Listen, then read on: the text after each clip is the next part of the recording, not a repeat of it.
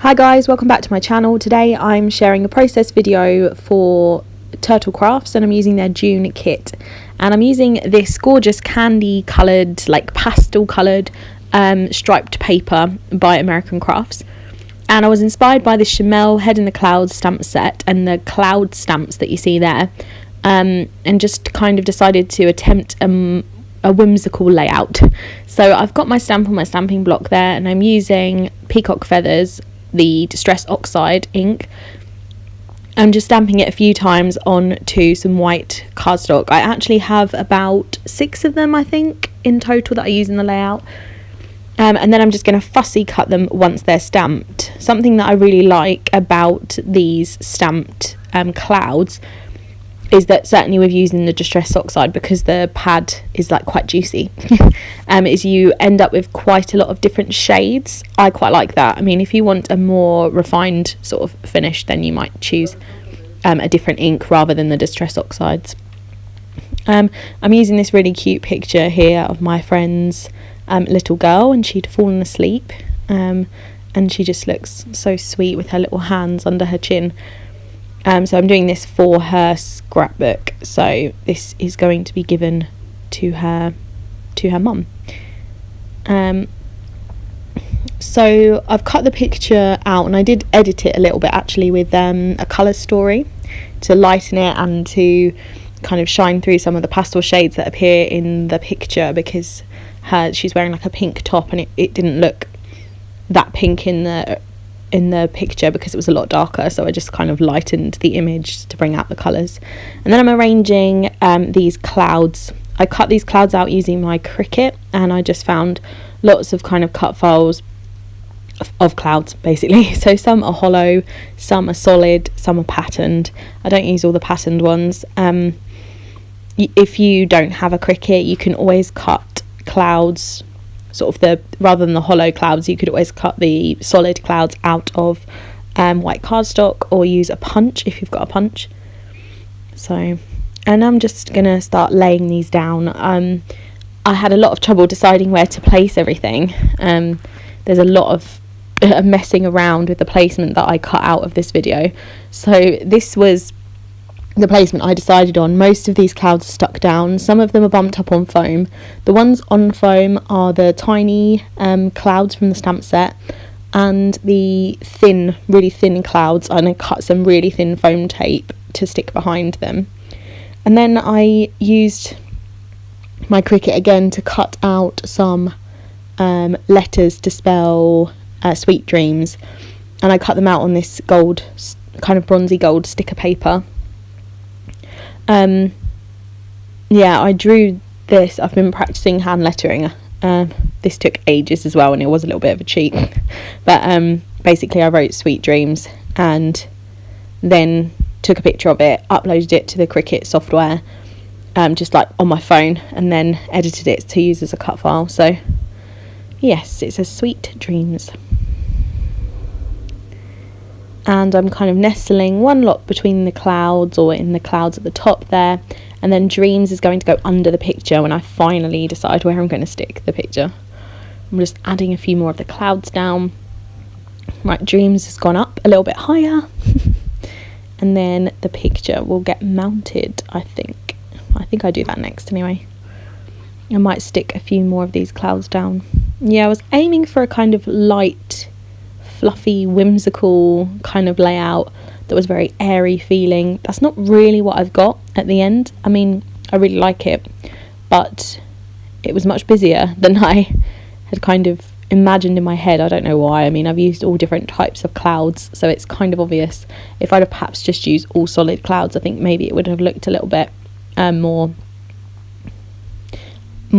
lighter. That's what it would have looked, lighter. So just fiddling around with the clouds again, making some decisions, or not, most likely the case here. Just plopping these around, taking them up again, putting them down, moving them around. I cut loads of this out as well. I thought I should leave some in because it was not a struggled layout. I mean, it only took me about 45 minutes.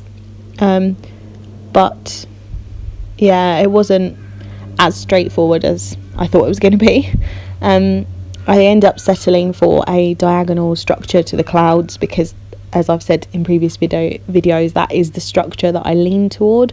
And because I was struggling, I was just like, do you know what, diagonal it up, we know what we're dealing with then. I did have these really cute layered bird stickers, which I got from Hobbycraft. I think I got them, actually my mum might have bought them for me, but anyway, I don't use them, so they go to the side. They were the perfect colours, but they were a little bit too perfect, as in they blended in with those clouds, and I think it added too much of that teal colour. So here I'm just mounting the picture. I've left a small white border around the photo from the photo paper, and then I'm using this gold sticker paper, and I'm also going to put some vellum behind the picture as well. I think I'm going to run off and get the vellum. Can't remember whether I cut that out, probably didn't. This could have been a shorter video. Let me see. Oh no, oh look at that, I'm pre-prepared. And then I think I'm just going to rip it. I try layering a few layers behind it, but then I think it just, I don't know, I didn't like it, so I do end up with just one sheet behind it, despite kind of messing around, layering up different layers of the vellum. I thought it might have been nice actually in hindsight to maybe back some of the hollow clouds with vellum. That might have looked really nice. Something to maybe consider if you try and do a version of this layout. So I've just got lots of ripped edges, and I actually kind of like it now. I'm looking on the screen, but it was just annoying me.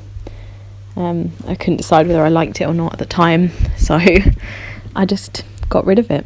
And then I end up just settling for one piece of vellum, which pokes out of the top and the bottom of the picture. I'm just ripping it to give it that kind of cloud look, if that's a thing. Well, I guess it is a thing. But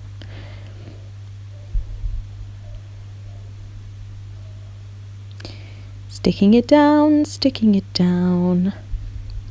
And then I realised I wanted to add foam tape, so then I add foam tape over the top. I think that happens. Yep, there you go.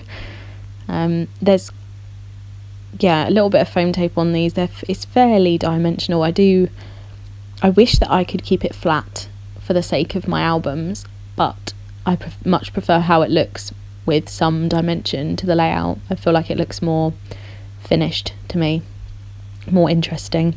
Here I'm going to play around with a few kind of additional embellishments, including this label, which I actually quite like. And then I tried this label, similar, and it's got the number 3 on it, and she's 3, so I thought that might be useful. And I also tried this acetate piece, which is a 3, but I really like the idea of having the 3 on there, but the colour of the top of the 3 is more of a red than if it was like a dark pink. I think it probably would have been alright, but it's too red, so it gets removed. I think it goes on there a few more times. Yeah, I peeled the backing off of the acetate piece as well, put it on there, and then I'm going to eventually take it off. I'm just playing around with it now, kind of thinking, where am I going to put it? But it just annoys me. I quite like this label, and then you'll realise that it switched because I was fiddling around for so long and it was so boring to watch. And that label is going to go as well, so I'm adding some of these tiny little Amy Tangerine stickers that were in the June kit, and I'm adding a little bumblebee, a butterfly, a few birds, and I'm just adding them into that sort of sky scene. I stick with colours that are in the backing paper, like yellows, blues, purples, like pastel purple seems to look quite nice, pinks, that kind of thing. I toy with the idea of adding some enamel dots, but choose not to add those. And I'm adding an additional cloud here, I think. Yeah. So I'll just add a little cloud, which I think overlaps the picture just slightly. And then I'm going to pop this M that's kind of fallen behind the vellum over the top. I'm now toying with some other labels. I was just so indecisive about how to kind of decorate this. This is just a random label from my stash, and then I stick that to the very bottom of this page, and it will get something stamped on it later, which I'll show you. Then I try all these butterflies, but nope, don't like those either. I really thought that they would go well with it. And then I've got this little tab which says captured which I quite like, and I'm going to use right there where you can see it. So I'm just adding a little bit of glue to the back of that, and then I'll stick it on. I do like to use a tab when I can, and I think that looks quite cute, and it brings some of that pink a bit further down the page. And then I'm going to use these sequins, of which I'm going through and picking out the clear iridescent sequins. So you're going to see I'm going to skip ahead in a second because that was a long process. And then I'm just going to glue them down with some tacky glue, so they're all stuck down now. I think that's all of them, and I think I'm pretty much done with the layout now. I might be adding, yes, a stamp to that, so I'm going to use the Adventures stamp from the stamp set, because when you always have adventures in dreams, right? Seems logical to me. And I'm just going to stamp that in the peacock feathers again, and then that's it, it's done. I realise here that the branding strip's still on, and cut that off, but I hope you enjoyed this video. I'll leave links down below to Turtle Crafts kits so you can check them out. They're approximately £25 for a kit. I hope you enjoyed this video. Please give it a thumbs up, subscribe, and I will see you in my next video.